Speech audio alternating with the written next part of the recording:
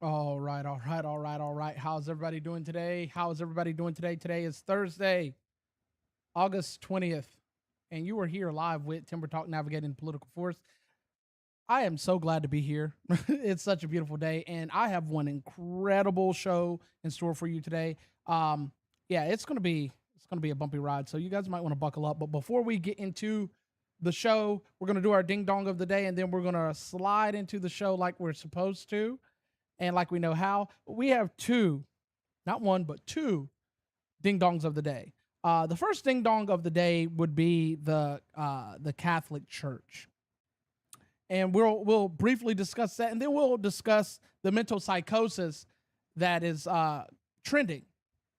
So let's check out the first ding dong of the day. So I'm not a Christian. I'm not a Messianic Jew. I do not worship Jesus as Lord and Savior, and for me, the New Testament is not sacred scripture.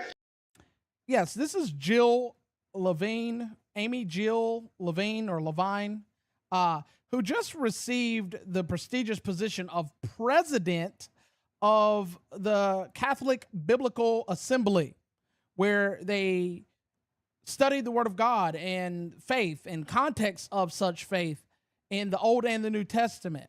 Yeah, she just got that position, and she didn't just do it once, but she doubled down on this assertion. I do not worship Jesus as Lord and Savior. My heart is completely filled with my own Judaism.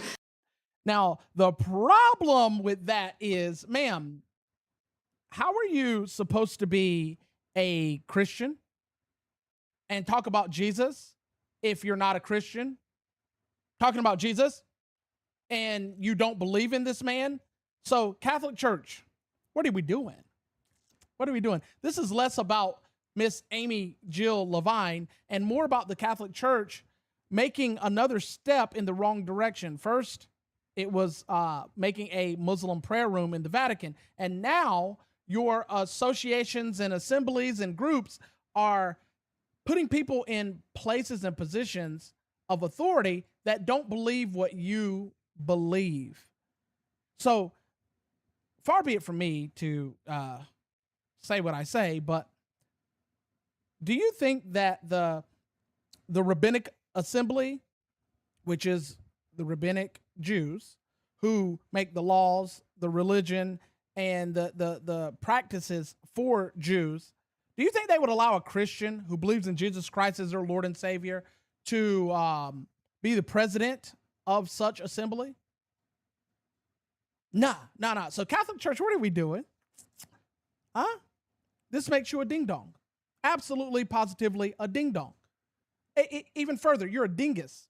But our second ding-dong of the day, and boy, is it one hell of a ding-dong of a day, is a mental psychosis that's trending. Let's check this out.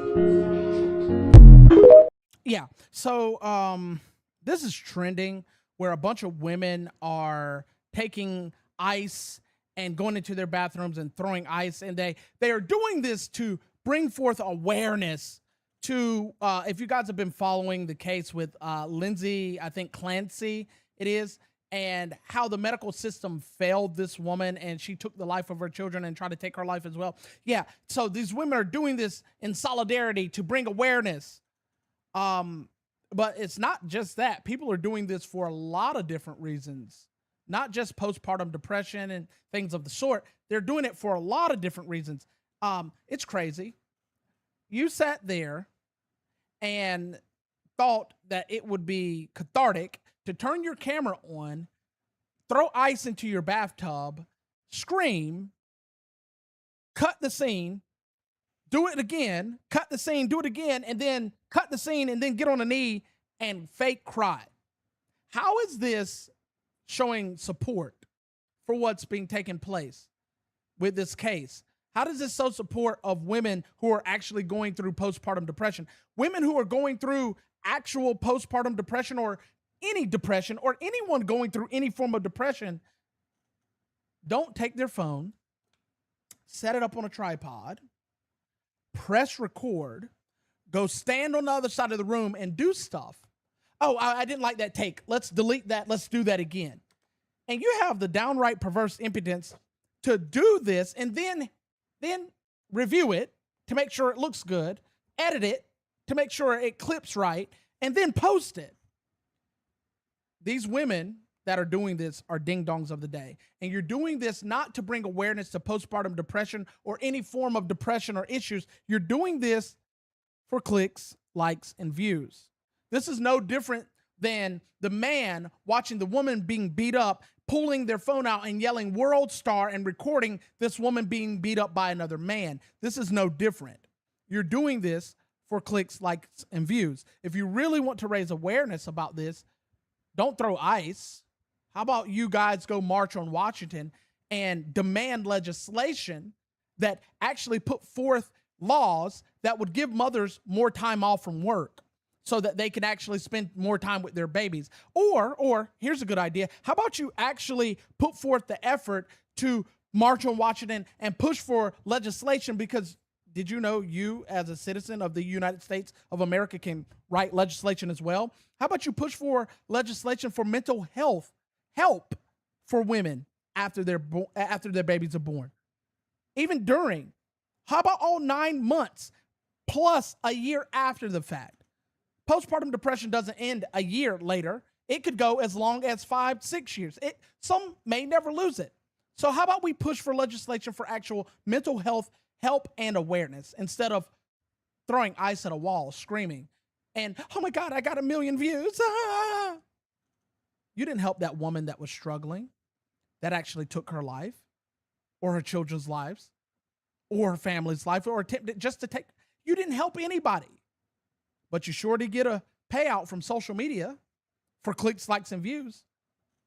You're a dingus. You're a buffoon.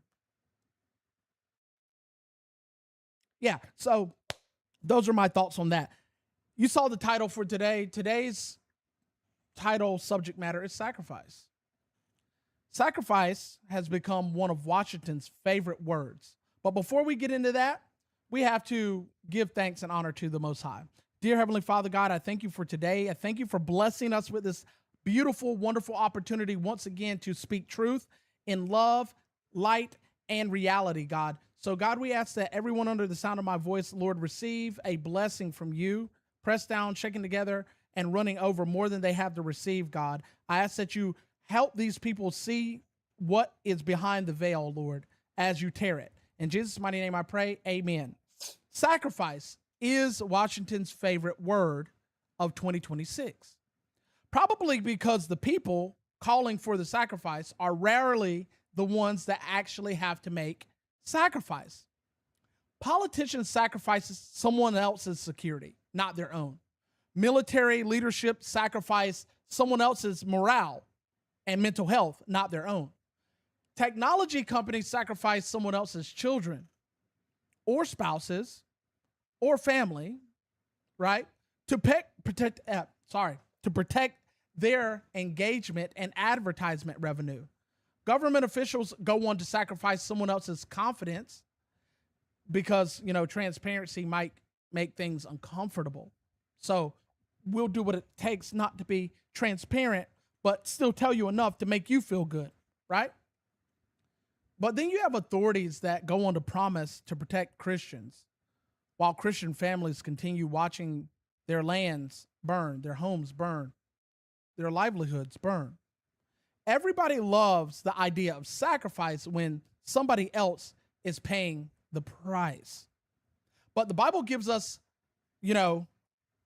leaders and those who read it responsibly, a very different responsibility, right?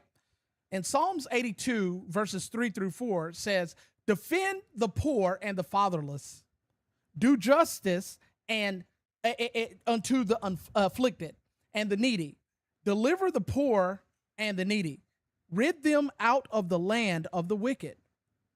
Notice what God does not say in any of that. He doesn't say explain why protecting them would be an inconvenience or cost too much. He doesn't say release a statement condemning what happened and doing nothing. He does not say form a committee, schedule another meeting, and hope everyone forgets before the next cycle rolls around in the news.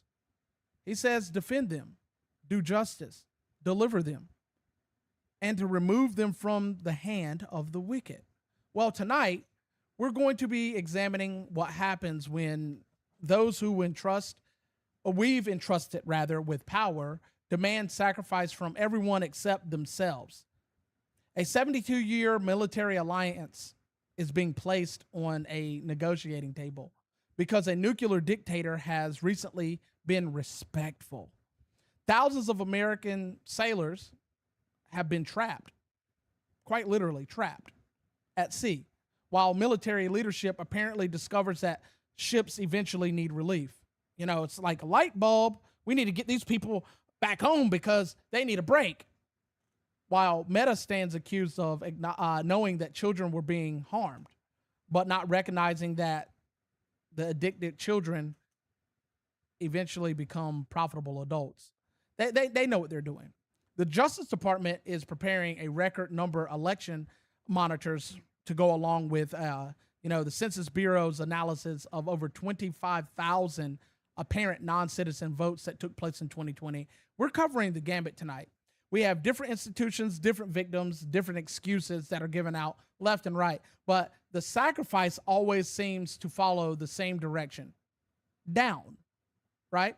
From the people who make the decisions to the people who actually are forced to live with those decisions that those leaders made. Tonight's episode is called Sacrifice. This is TimberTalk, Navigating the Political Force. I am your host, American Lumberjack, aka Frankie, and this may be news that you may not possibly know or even have heard of, but we're going to touch on it, right? So, with our first story tonight, we're going to jump right into it like we know how to do it. And Yahtzee, our first story is called Alliance.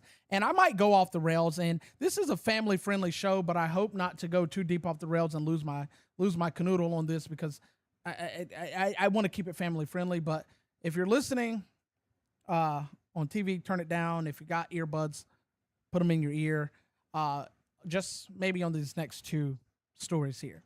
So let's just jump into it. President Donald Trump has ordered the Pentagon to substantially reduce American participation in joint military exercises with South Korea. Well, Lumberjack, why is this news? Why does this matter? We're going to get there. The annual Uchi Freedom Shield exercise, annual, keyword annual. This has been something that has taken place year after year after year, right? This exercise was originally scheduled to run for 11 days, and it involved approximately 18,000 South Korean troops. The training included simulated missile attacks, cybersecurity attacks, precision targeting, troop movement, and deployment of military equipment with field exercises that have been designed to prepare both the countries for potential attacks from North Korea. Now, for those that are not in the know, the United States does this all the time. Matter of fact, we just had a bunch of countries come over to North Carolina to practice with Camp Lejeune, right? And they do different exercises with these groups to actually work towards what an attack would look like in their particular respective areas, and how the United States can work with them, and how they can work alongside with the United States so they can be a cohesive force to stop the threat, right? The exercise for this one, the Uchi Freedom Shield, had already begun. And Trump said it was too late to actually cancel it completely. So he instead turned around and told Pete, the Defense Secretary Hegseth, to sharply reduce Americans' participation in this particular exercise. The United States and South Korea have now shortened the exercise from 11 days to 5. So they're not getting their money's worth, right? Some of the field training has also been scaled way back. Trump says that these exercises are very expensive and unnecessarily provocative. Now, we need to listen to this man's language, that it's unnecessarily expensive and unnecessarily provocative, and no longer are aligned with the diplomatic approach towards North Korea. Now, I know you guys are probably going to come back at me and say, well, Lumberjack, he should be doing this. He should be trying to make amends and, smooth things over with hostile nations. Well, yeah, we're going to get into that. Buckle up, Buttercup. Trump goes on to describe Kim Jong Un's government as recently being unthreatening and respectful towards his administration. Hold it together. We ain't gonna go off the rails yet. We're gonna stay right here. We're gonna get through this story together, right? Trump also criticized South Korea's for refusing. He criticized South Korea for refusing to support America's military efforts in Iran. So we lift the skirt up and we see what we see. This is not because Kim Jong Un and his government has been under-threatening and respectful towards you. It's because you're mad at South Korea for not aligning with the United States to go fight a fight that has nothing to do with them. Are you going to get mad at the United Kingdom? Are you going to get mad at England? Are you going to get mad at Britain, which are part of the United Kingdom? Are you going to get mad at Spain? Are you going to get mad at France? You're going to get mad at Germany? You're going to get mad at Turkey? These are UN allies and NATO allies. Why are you not mad at them for not joining? Now, I know in the past you've said things to them about this, but you've not done anything. But this type of behavior with a real ally, South Korea is a real ally, is really weird. It's really weird. South Korea says it remains committed to coordinating with Washington, D.C., while also remaining open to negotiations with North Korea. But there's a problem. North Korea said they ain't negotiating no more. So what are you open to? It's crazy that this ally of ours is willing to continue to be open to us and committed to us, and even open to a country that's hostile towards them to commit to negotiations, while we tell them, hey, what you want is not on our top list of priorities and it's a waste of money for us. It's too expensive, right? The alliance between the United States and South Korea has more than 70 years of history.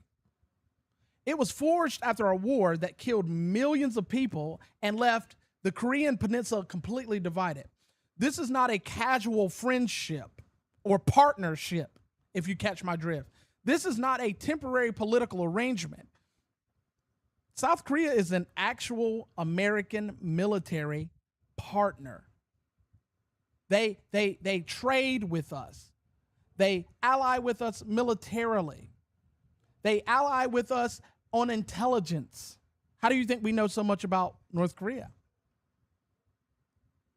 This country is a bastion of benefits for the United States. It is America's trading partner, like I said, and it stood beside the United States through decades of instability in Asia, that the alliance has helped actually deter another major war on the Korean Peninsula. And we know if Korea gets crazy, then China's going to join, because North Korea and China are allies, at least militarily speaking, right? Russia's probably going to join, because for those that don't know, that haven't been keeping it, kosher, North Korea just sent troops to Russia to help Russia out. Aren't we supposed to be stopping the war in Ukraine, Mr. President, against Russia and Ukraine? Well, the country you're trying to play nice with, the country that you're forsaking an actual ally of, is sending troops and weapons to Russia to help Russia keep bombing the country that you said you were going to help stop the war on. Now, I am still very much in support of Donald Trump, but I believe that if you're incapable of critiquing and calling out the BS of a president or any political figure, you're not a supporter, you're a fan. You're a tribalistic bot. And I refuse to be someone that can't critique my own position. If I'm wrong, I'm wrong. I need correction. And you, sir, are wrong, but it gets worse.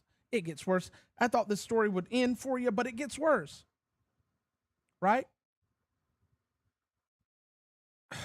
It's frustrating. I want to go off the rails so bad, but I'm going to keep it kosher. I got to stay on track here. We are reducing military preparation for an ally because North Korea has temporarily become unthreatening and respectful.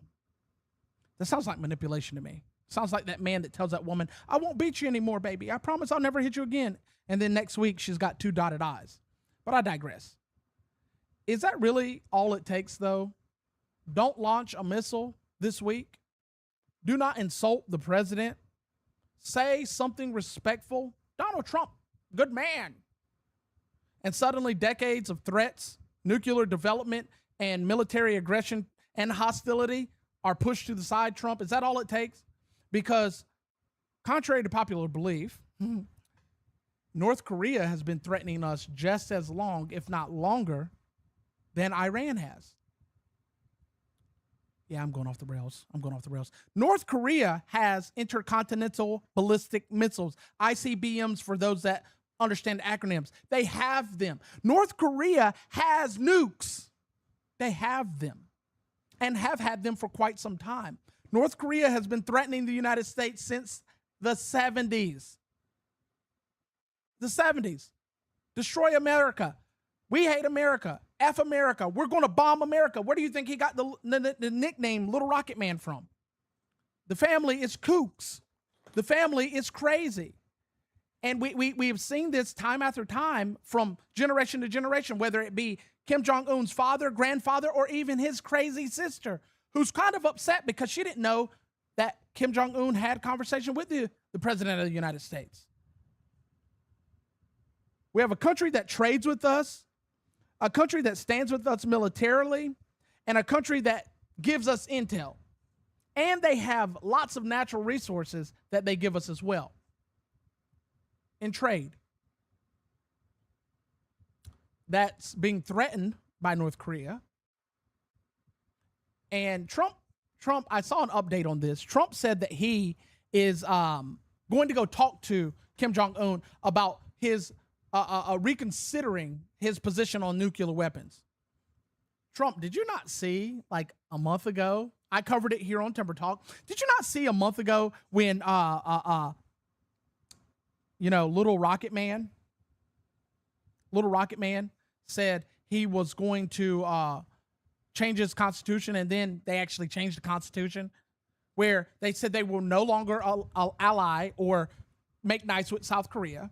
South Korea is completely dead to them unless they get taken over. They said also they're not going to join any denuclearization plans or nuclear proliferation acts, that they're going to continue to develop nuclear weapons and nuclear power, that no one can stop them, and that he's not afraid of the UN or the United States. Did you miss that whole episode? Trump, you're going to go over there and talk to this maniacal maniac, this lineage of depravity, and think that they're going to listen? South Korea is a sovereign nation. Yet we flip over, jump over, run, slide to go help Israel, an ally, who gives us little to no natural resources because they have none for trade, really.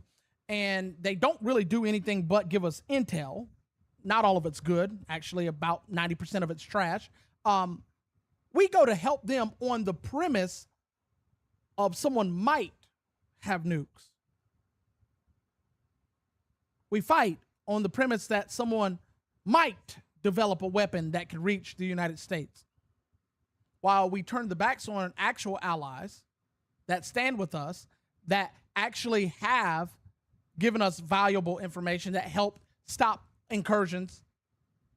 And it's against a nation that does have nukes and does have ICBMs, that have threatened to use them on us, that have fired very close to South Korea.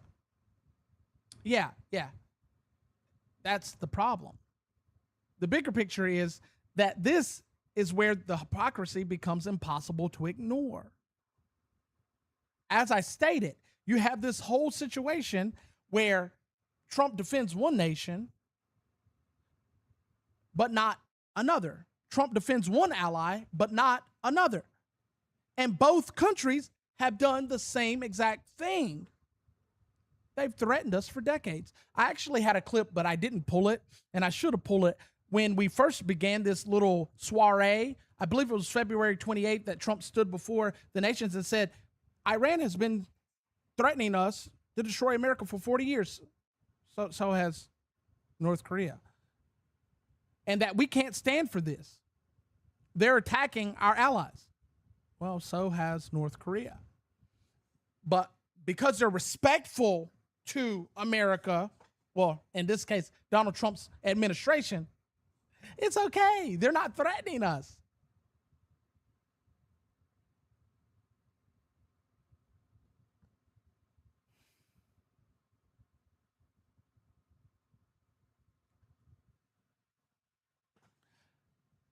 +40 years of threats. And because they've been respectful to your administration and unthreatening, you're cool with it. Is that all Iran has to do to end all this? Is to stop threatening America and be respectful to the American president's, administration? Because if that's the case, Iran, if you're watching, just say we're done threatening the United States and we respect Donald Trump's administration, and America will stop bombing you ASAP. You heard it here first on Timber Talk. America will stop bombing Iran if they become non-threatening to Donald Trump's administration and respectful. You heard it first. I'm calling it. I am calling it. That's all they got to do. But you really do need to apply the same standard and consistency to North Korea, right? North Korea has threatened the United States. North Korea has attacked. North Korea has taken American lives. North Korea has tried to take territory from South Korea. North Korea has killed South Koreans. North Korea has done a lot. And just because they seem non-threatening now doesn't mean that they won't be tomorrow. And if I'm trying to stop a war in one place, and the people I'm trying to play nice with because they're respectful and non-threatening to me send troops to the place I'm trying to stop the war in, then they're threatening. That's threatening. That's indirect threats. That's indirect threats. However, our next topic here, I'm going to get off of that one because I could go round and round outside on that particular topic. Our next topic here is a doozy as well. It's a good one. The USS Poor Planning. I believe the last story was poor planning as well, but this one's real poor planning. It's real short-sighted. The USS Abraham Lincoln has spent more than 8 months deployed while supporting the American military operations against Iran. 8 months, 200 plus days, they have not touched land. How many of you out there could be on a boat for 200 plus days and not lose your mind? The carrier left San Diego November 21st, 2025, with approximately 5,000 sailors and Marines aboard. Its deployment was originally expected to end in May. Wait a minute, we are June, July, August. We're 3 months overdue, right? 3 months overdue. Instead, the mission was extended without a public announcement and without a public announcement of a return date. The carrier has now been deployed for 261 days approximately, for those that are keeping count. 261 days. It has gone, again, more than 200 days consecutively without a port call. They have not touched port.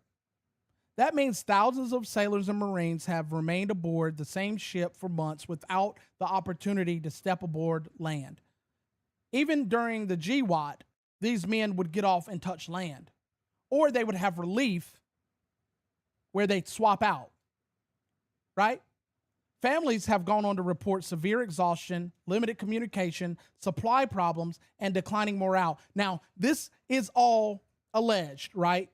Because these are reports coming from family members that have contacted their family members that are aboard this ship, while the Navy has not released any information. But we know our military will be hush-hush on anything that makes them look bad. We know that they will. And then it gets released 20 years down the road, and by that time, everybody's moved on, and the outrage is there, but nobody can really do anything about it because it's 20 years later, right? They have also reported serious mental health decline and concerns, right, among the members and the crews. Military Times reported that 2 incidents based on accounts from family members, again, alleged accounts from family members, in those particular incidents, service members reportedly attempted to be prepared or actually tried to jump overboard. In one report, an incident with a sailor shipmate intervened someone from preventing them. They tried to prevent them from committing suicide. And another, a sailor reported that he actually got overboard and got grabbed before he made it completely over, right? And guess what the Navy's response was? We have chaplains. We have medical personnel. We have, psychiatric help on board. And that they are continuing to evaluate the psychiatric state of the crew and the readiness of the crew.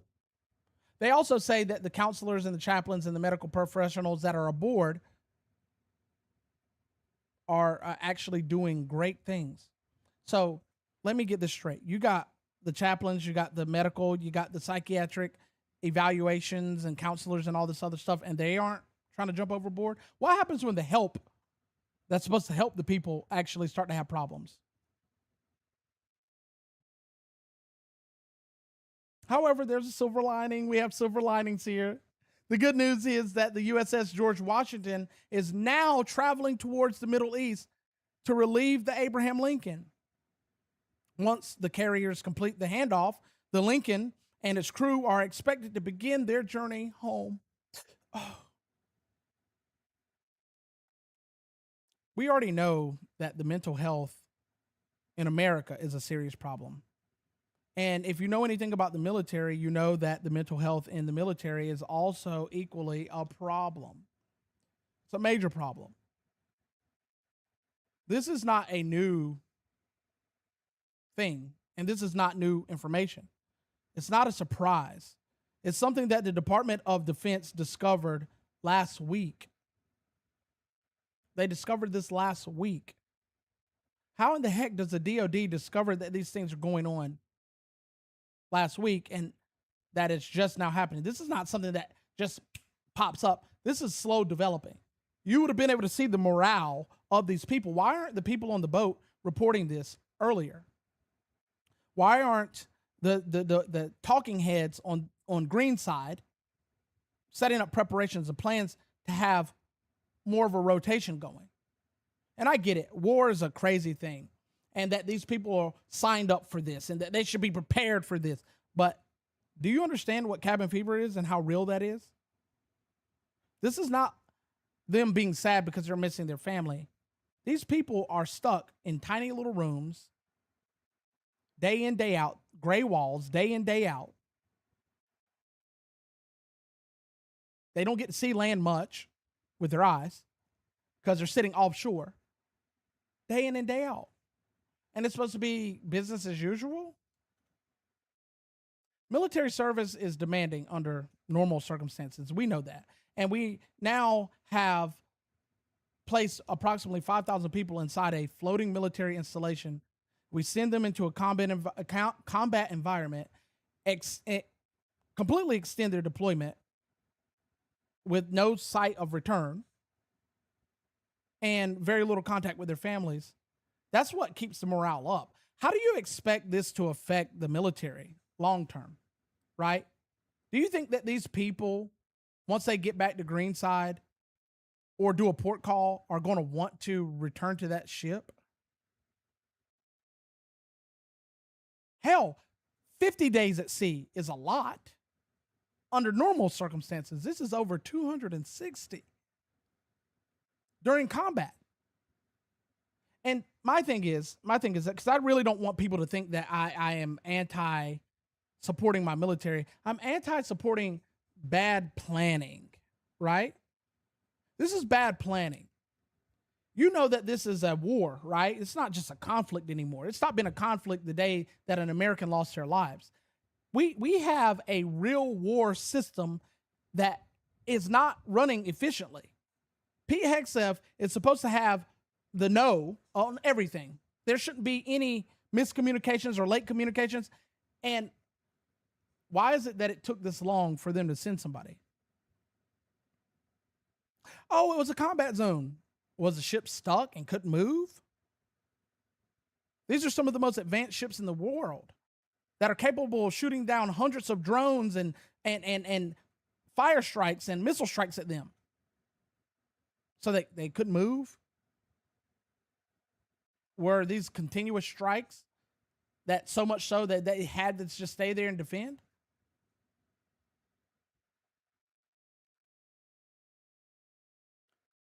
This is absolutely preposterous. And if we are to be effective in war, we need to make sure that our morale stays up of our military personnel, because when the morale drops of people, the participation drops. And when the participation drops, lives start mounting up.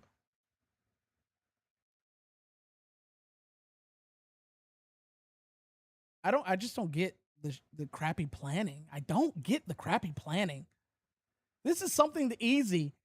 You're supposed to be like a chess player. To move your pieces here, move your pieces there. If I know my king is about to be taken and just one slide to the left can stop that, I'm going to slide my king to the left. But your pawns are meant to protect the king.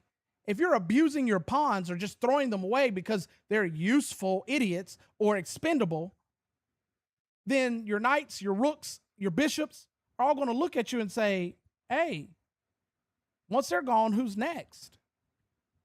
If you're mistreating them, you're going to mistreat us.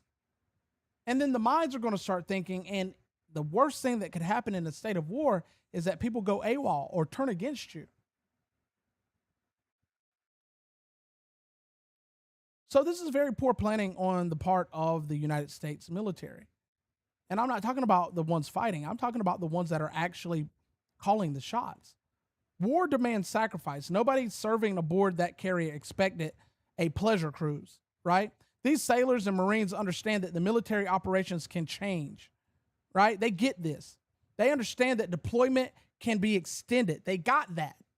They understand that sometimes the mission comes before comfort. But sacrifice does not excuse poor planning.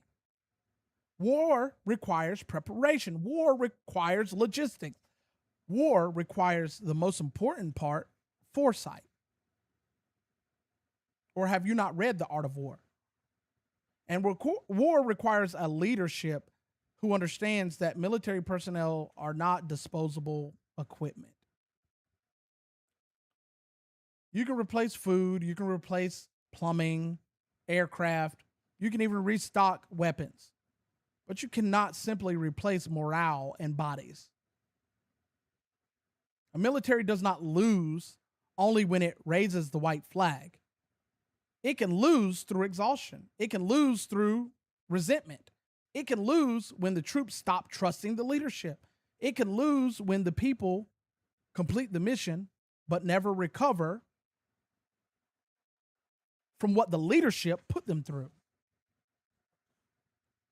And it can most certainly lose when the desire to fight disappears before the war is finished. The willingness of a military force to push through adversity is directly connected to the confidence it has in its leadership. I have seen people endure pure hell when the leadership is good. I have seen people pull themselves up from the depths of death and exhaustion when the leadership is strong. These men and women will make enormous sacrifices when they believe leadership has a plan, when they can see and believe in the plan. But when the plan appears to be just to keep them there until somebody finally figures out how to relieve them, then the confidence is going to wax cold. And this is a failure. This whole kit and caboodle in being in the Middle East is a failure. We, for those that don't remember or are too young to remember, have been there for 22 years. And I know I sound like a broken record. 22 years. Just to have a 2.5, 3-year break to get right back in it.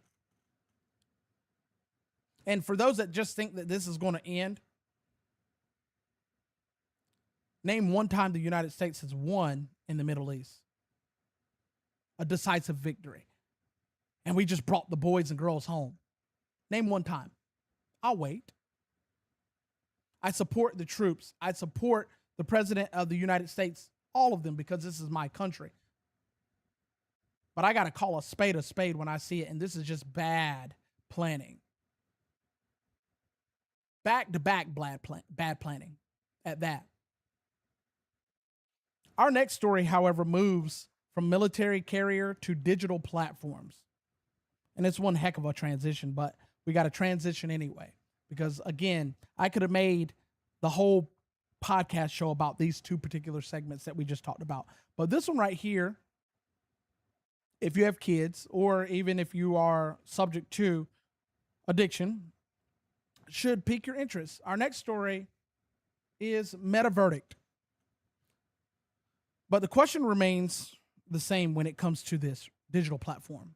What happens when the people at the top, just like the people at the top of our military and leading our country, what happens when the people at the top see that the damage being done is bad and should stop, and then they decide that the cost of fixing it is just simply too high? We can't fix this problem.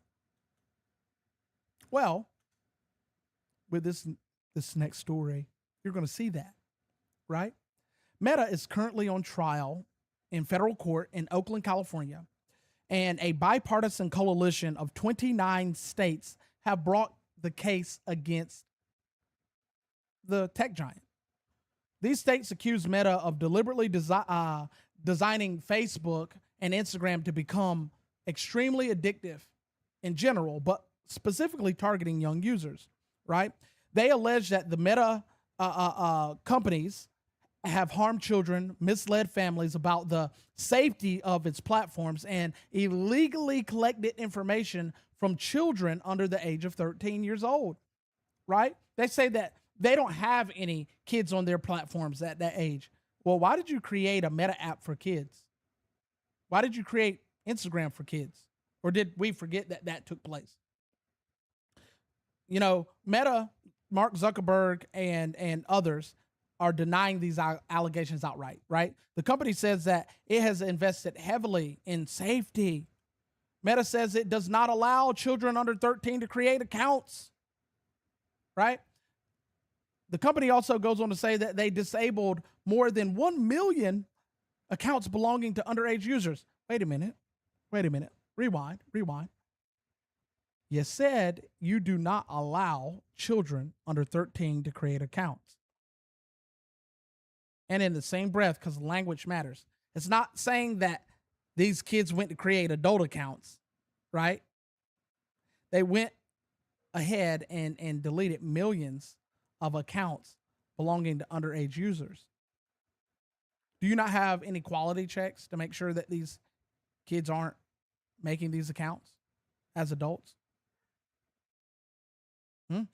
Well, former Meta safety engineer Arturo Bejar was called as the first witness to testify for the states. Mr. Arturo testified that Meta repeatedly placed growth engagement and advertising revenue ahead of child safety.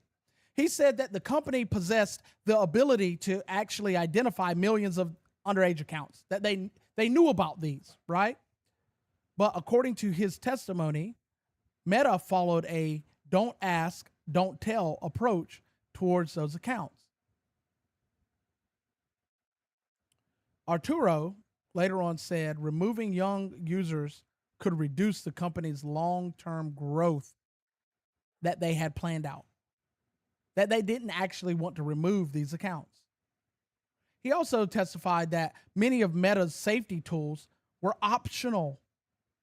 He went on to say that they were ineffective and easy to ignore, which is crazy because Meta defaults some of these features that they update with on automatically.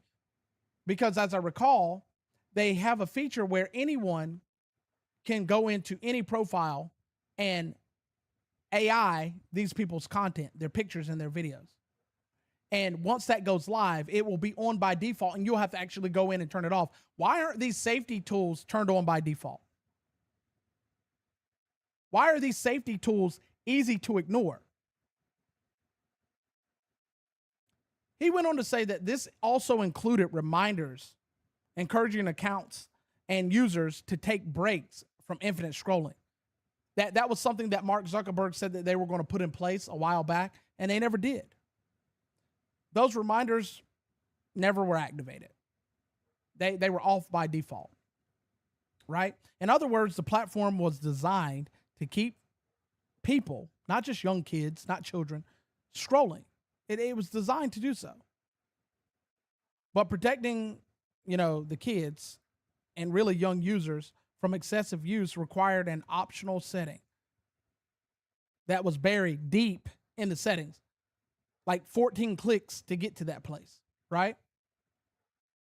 Arturo's involvement became personal after his daughter, his teenage daughter at that, experienced abuse on Instagram. She received unwanted sexual material, misogynistic comments, and other harmful content. I don't care about the misogynistic comments. Women make misogynistic comments, right? But that's what he said that she received. And the problem here is I'm an adult. I frequent Facebook Marketplace. I love me some Facebook Marketplace. This is anecdotal as it may be, but scrolling through to buy chainsaws, because, I own a tree service, to buy tires and or other work-related material, skid steers, so on and so forth. Why am I seeing ads with full nudity? Why am I seeing ads for homosexuality? And I get it. I get it. You say, oh, well, you must have looked at this somewhere or talked about it somewhere and your phone picked it up and now they're showing it to you. Nope, don't do that. Nope. But it's there. It's just like when you create a new account and you click that gender as male. As soon as you go into an account and start scrolling, you're seeing breast, butt, half-dressed women. Why? Why? Well, the same things are happening to these children. Mr. Arturo's daughter reportedly found that the Instagram system made some of that abuse that she was taking, difficult or impossible to actually be removed or reported. And then when she did report it, and it said that it found it as, dangerous or unsafe, that it never actually removed it. Imagine being a safety engineer for a company, right? Meta, working for the largest social media company in the world as far as technology goes, because they do more than just Facebook, it's Instagram, they do WhatsApp, they have Oculus, they do Threads, they have a bunch of places to touch on. Imagine working for this company and your job is to actually protect users. Then your own daughter becomes a victim of this. And then the company says, nah, whatever. This man, Mr. Arturo Bejar, actually reported this to, the top, the big dog, Mark Zuckerberg. He reported this to them. No reply. None. He went on to report this also to the head of Instagram. Nothing. Nope, nothing. Mark Zuckerberg didn't respond. Nothing. But Meta's attorneys wanted to challenge Mr. Bejar's conclusions. And they're defending that the company's safety efforts are top-notch. I have never clicked on anything adult or illustrious on Facebook. Why am I being shown this?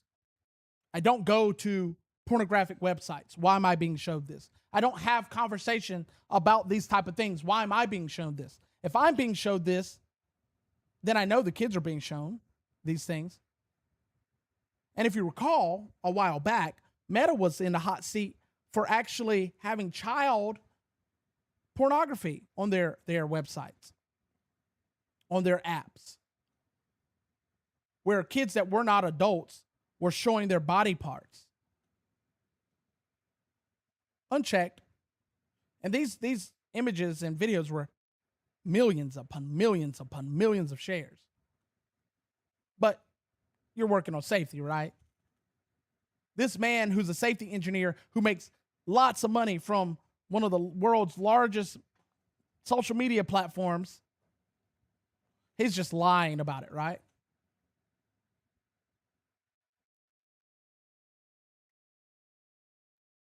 But if Mr.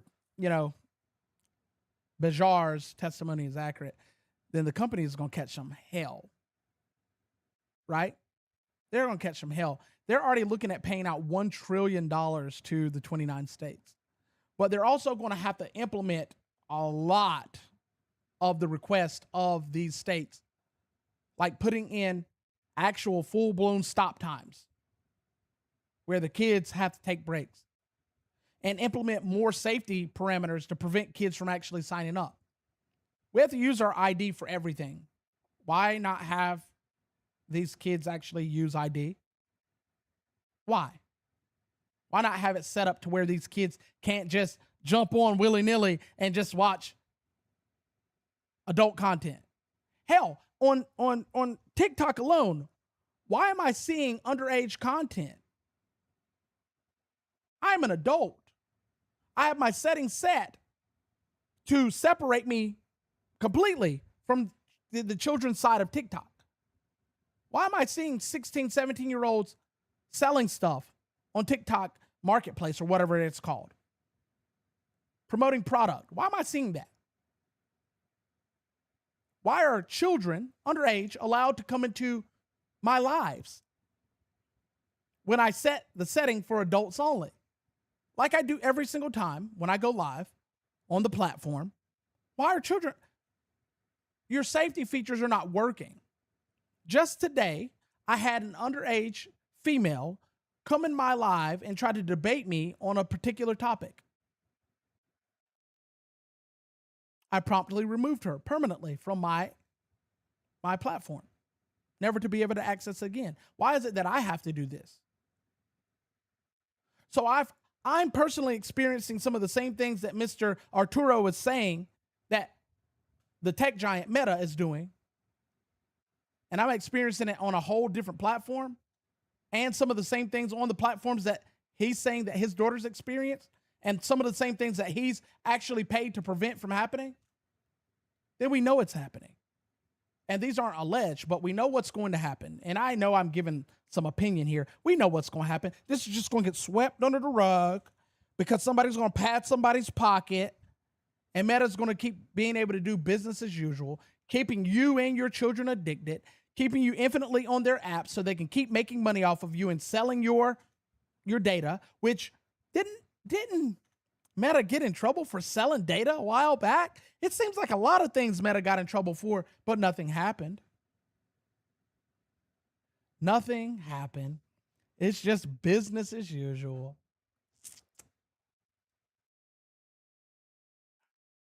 You know what? I say we all get together collectively and just don't use the apps for a month. I know it's hard. I know it's hard to have face-to-face contact with friends and family. Don't use the apps for a month. Watch them actually fix this, because we know these states are probably not going to win. We know they're not going to win. I would love to be wrong about this. I would love, but I've seen it one too many times where corporations are pushed to be held accountable, and then the very government that we say we love and vote for turns around and makes a loophole for them to escape the trouble, because the congressmen and women are getting their pockets padded. So, slap me if I'm crazy. I don't think anything's going to be done. And this should cause parents to be angry. Your kids have access. Those little parental blockers that you put up won't stop them from seeing this stuff on social media. It's a loophole. It's a loophole. And nobody seems to want to do anything about it. Nobody's angry enough because it's not you directly affected.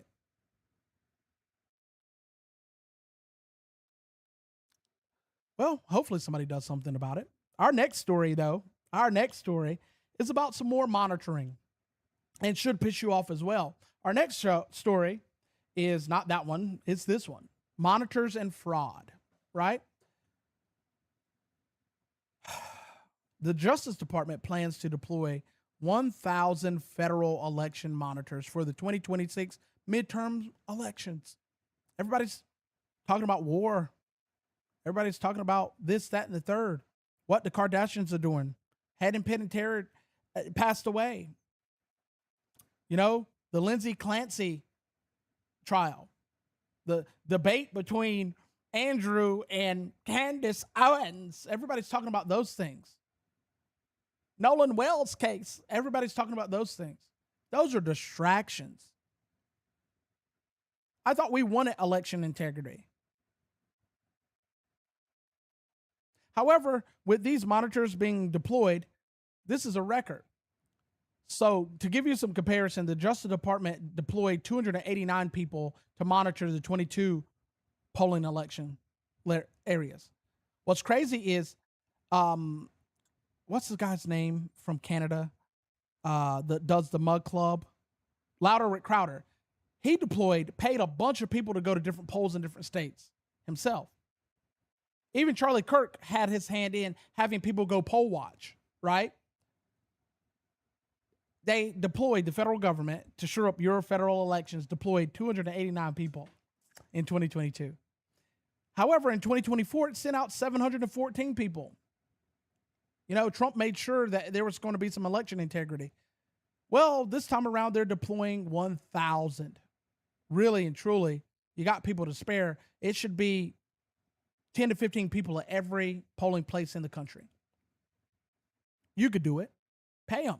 You spend money on dumb stuff all the time for the federal government. Actually, put your money where your mouth is.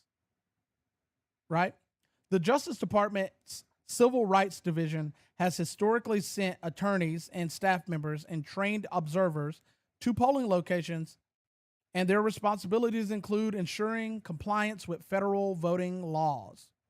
It includes also protecting voters against intimidation, discrimination, and unlawful interference with elections, right?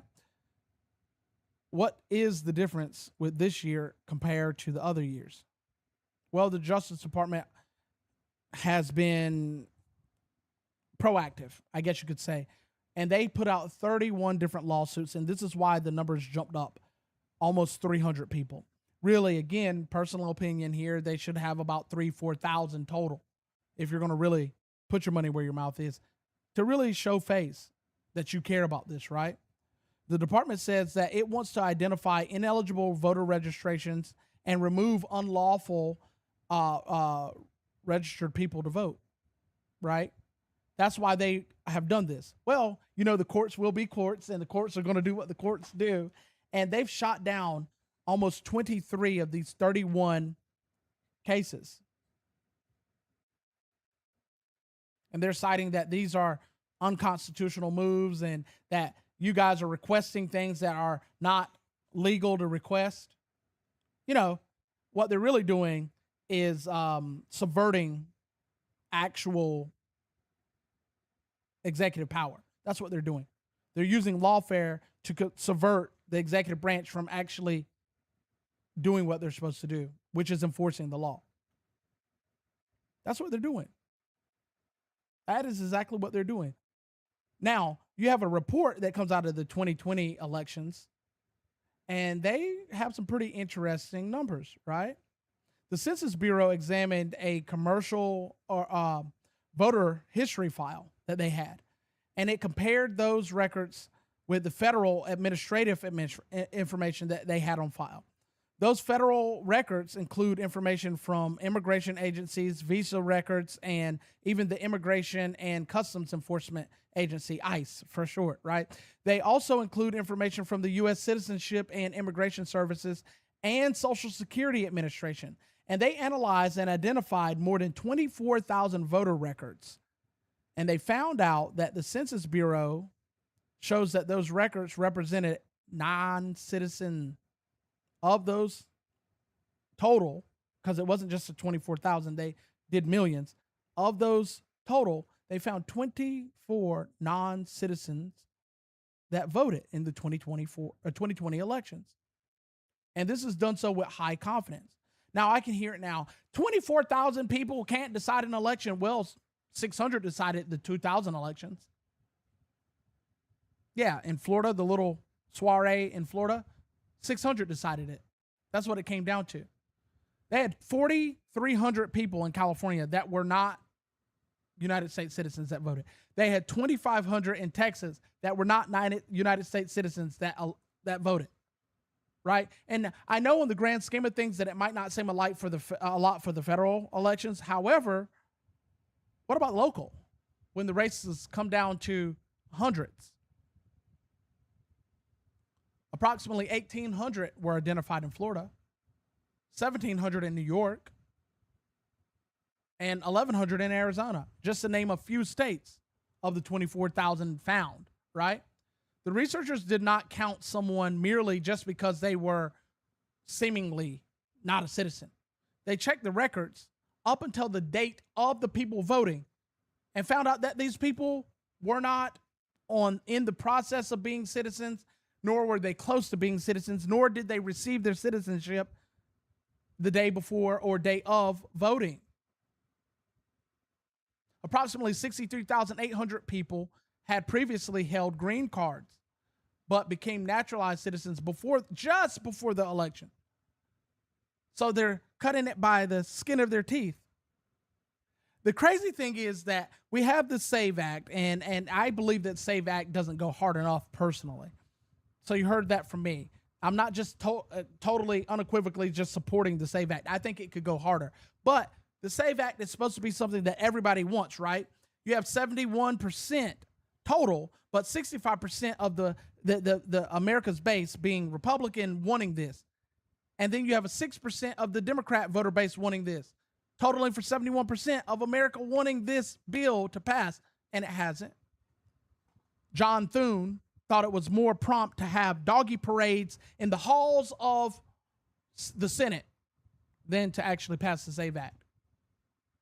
In the House, God knows what they're doing. They keep trying to combine laws, right? We're going to combine this with that. I thought the Republicans weren't for multi-issue bills. Why are you trying to combine bills? Can we make it make sense, please? Because it's not making sense. Right? The commercial voter file captured approximately 146 million of the 160 million ballots officially reported in 2020. So they still got some more to go through, right? And they represent approximately 91% of the total ballots cast. The Census Bureau says that 128 million voter records were identified as citizens with high confidence, right? And 32 million additional voter records required some more analysis after the fact. The fact that there's any voter fraud at all is a problem, right? But if we can peg 24,000 non-American, because they like to use the language non-citizen, non-American voters, that's a problem. And these states are protecting them. These courts, federal courts, are protecting them. And the problem is you don't get to vote on federal court. These people are appointed. They're appointed. And because Trump doesn't have any power over their legislative branch, these people got to serve out their term time. Now, this doesn't prove that every individual knowingly committed fraud, right? I got to be transparent. It doesn't prove that they knew they were doing something wrong. But let's be real. You know you ain't a citizen, and you hear day in and day out throughout 2020, from 2016 to 2020, about how elections are being stolen. And then from 2020 to 2024, you hear the same thing. So I'm actually glad that our government's doing something to be proactive to shore up the elections, but you could do more. You can spend the money. If we can send billions of dollars to Ukraine for Patriot missiles and billions more to Israel to help defend them against threats, we can spend billions to shore up our elections, can't we? And since Congress don't want to spend money or make bills the proper way, how about we do it? Go sign up to be a poll watcher. I'm doing it. You should too. I'm not biased. May the best man or woman win. But I can guarantee you if that something is not done, Republicans are going to lose, and then they're going to blame voter fraud. And it's going to be the same old song and dance over again. And I personally believe that if the Republicans don't actually do something, aside from making a lot of noise and flashing a lot of lights, they're going to lose anyway. But again, still, they're going to blame the Democrats cheating. And we're going to have a bunch of Republicans and Democrats online bickering back and forth, making posts and debating online why this happened, why that happened. And they're going to spoon feed you information and you're going to eat it up, nom, nom, nom, nom, nom. Because they keep you divided. They keep you on the serotonin dumps and the dopamine hits. Because I know if they can keep you distracted and not focus on what's really happening, they can control you. Same old song and dance. While they get paid and their pockets padded by lobbyist groups and corporations, you keep getting the short end of the stick. Ain't that something? Isn't that beautiful? Don't we love this? Don't we just love this? Isn't this the best? I think it's the best. You should too. Crazy as that might sound, it's the best. Now, for our final story of the night, right? No cultural critique this week. For our final story of the night,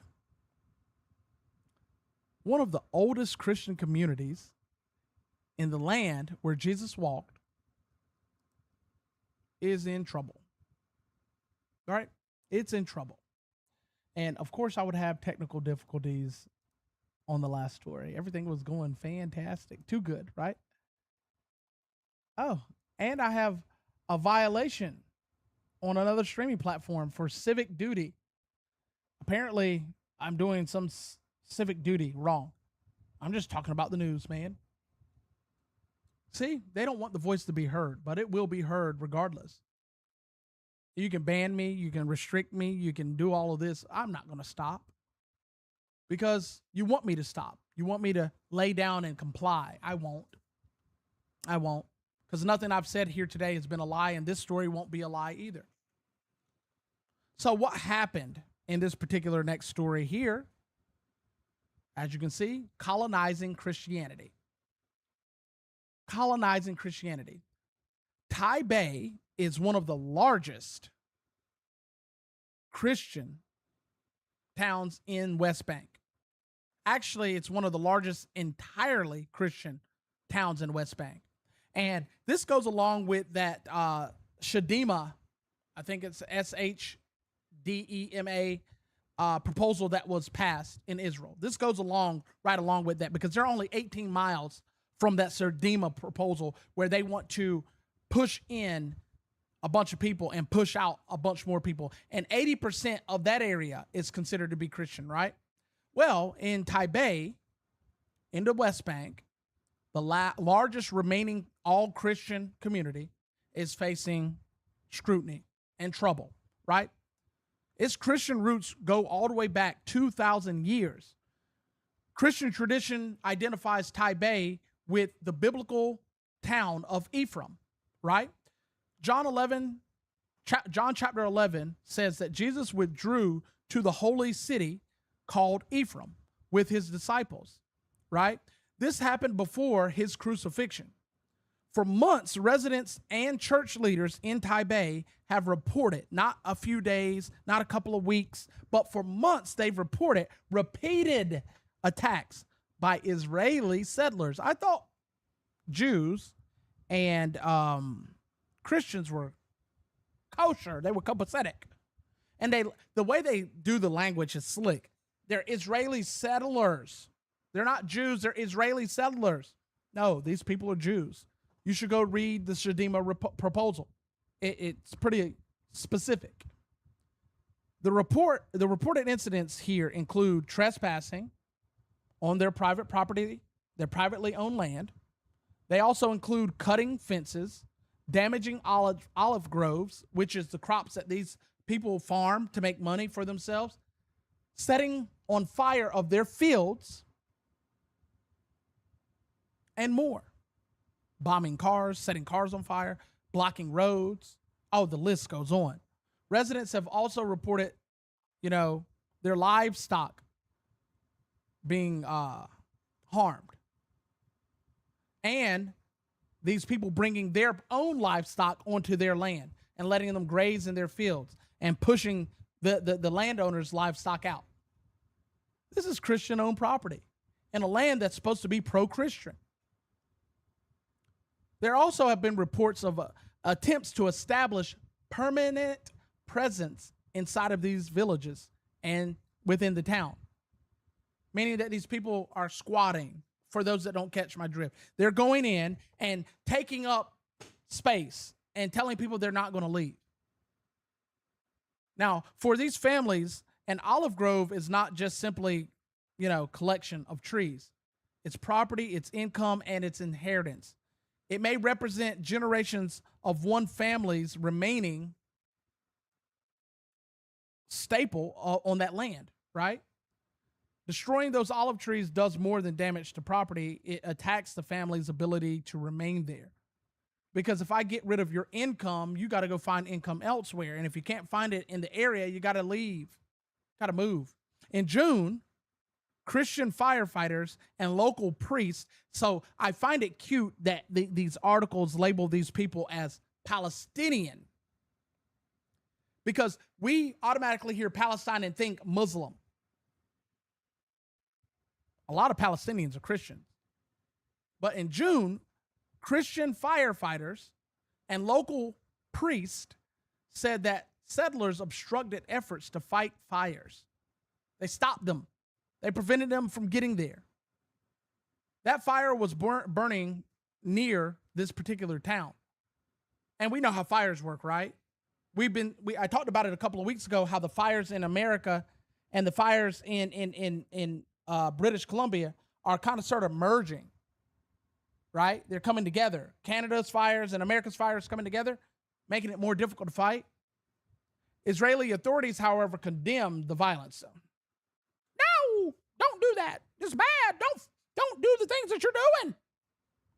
Condemnation. But the reports have been cited that there have been no arrests connected to these attacks. Not a single person have been arrested. On August 9th, what is it? This is the 20th, right? Just 11 days ago, the Israeli military declared Taybeh a closed military zone. Sounds like military occupation to me, but I digress. So basically, for those that don't understand, they declared martial law in this area, right? The IDF said that the restriction only applied to Israelis entering the area.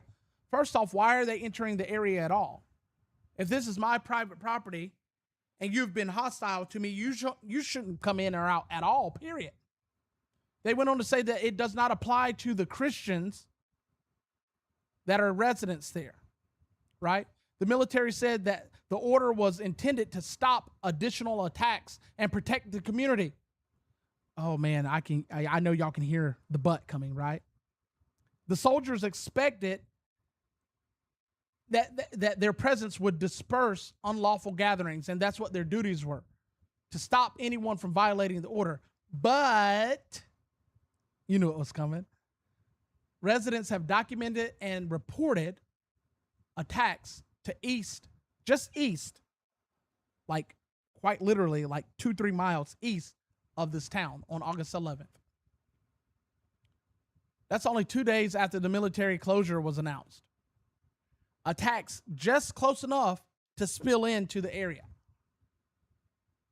This raises a simple question from me, right? In order to actually, enforce something, enforce these orders, because announcing that it's just a closed zone doesn't protect anyone. It doesn't actually do anything. If we are accusing these people of committing attacks and they continue around the area, are you stopping it? Because if I set a fire outside of my house, 10 feet from my house, that fire can spread to my house. And contrary to popular belief, these are soldiers, not firefighters. So how are they going to fight the fires? You have a militarized zone, set up fences. These people have already been reported to cut fences. So what are you going to do? A press release does not stop fire. A public condemnation does not repair damaged property and fences and vehicles and homes and yada, yada, yada, yada, right? It doesn't fix anything. And promising to protect Christians means nothing if nobody is arrested and the attacks are continuing. That's called intimidation. We see this happen when China drops bombs just mere miles off the coast of Taiwan. Same thing with North Korea and South Korea, right? We're just doing military exercises.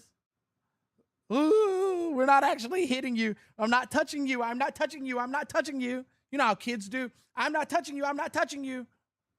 Until you do. And then, Billy, stop it. Go to your room. Billy stops and goes to his room, comes back out. I'm not touching you. I'm not touching you. That's what's happening here. It's intimidation. It's the same thing for those that don't understand. What the KKK did to the blacks in the South, they intimidated them until they left. They burned crops until they left. They killed livestock until they left. They broke fences until they left. They vandalized homes until they left. So maybe that will resonate with you since, Americans seem to only care about things that touch what they care about. Maybe that'll resonate with you. I don't personally care about the racist aspect of it, but it's the same old song and dance. Torment and terrorize until the people leave. But I thought Christians and Jews were friends. I thought Israel was a bastion of hope. But over the last few weeks, we've been covering that Muslims have actually done more for Christians in places that are considered horrible. Iran, Iraq are actually doing more for Christians than the last bastion for Christians in the Middle East. I covered those stories. If you go back and review the last few weeks, you'll catch it. Making a press conference and putting up a militarized zone aren't going to bring back crops. And losing a year's yield of crops could cost you everything. Having your livestock destroyed or lost or stolen aren't going to bring back your food that you provide to your family. It's not. It's just not. It's not. And this is just crazy to me. I don't get it. I don't get it. We see them trying to annex Lebanon. Lebanon turns around and says that, no, that's not happening. We see them pass the Shadima proposal, which is supposed to just take land so that they can go in and put more Israelis in there. And in this particular area, guess who the predominant people are? Christians.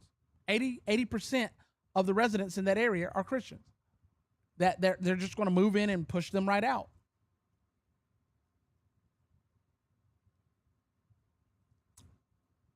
Christians are persecuted all over. And it's coming to America. It is. We already see it in New York, and we see it in Dearborn, Michigan. Christians are being persecuted. And it's going to continue. Hell, Christians have been persecuted by their own government. You can have homosexual or transgender or drag queen story hour in the library, but God forbid if you go in there and talk about Jesus. That's minimal compared to what's happening to these people. But it's coming here. It's coming. And when it does, what are you going to do about it? Are you going to ask the government for a press conference? Is the government going to give a militarized zone around Christian areas?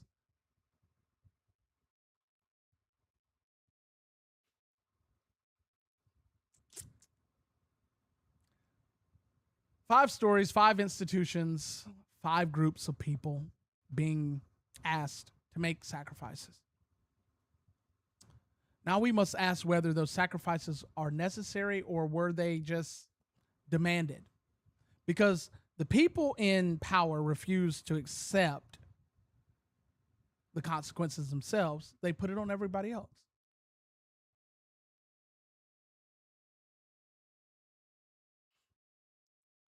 This is a joke. It's a joke.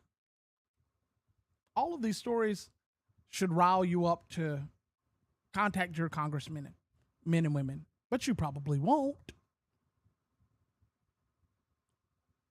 This should drive you to your knees to pray for those that call themselves Christians, but you won't. Because it hasn't affected you yet. But when it does, don't cry then. Because you have time to prepare now and pray now. I do hope you've enjoyed the show and that you'll join me next week, 7 p.m. Eastern Standard Time. This is TimberTalk Navigating the Political Forest. I'm your host, American Lumberjack. And make sure you're not missing the forest for the trees. See you next week.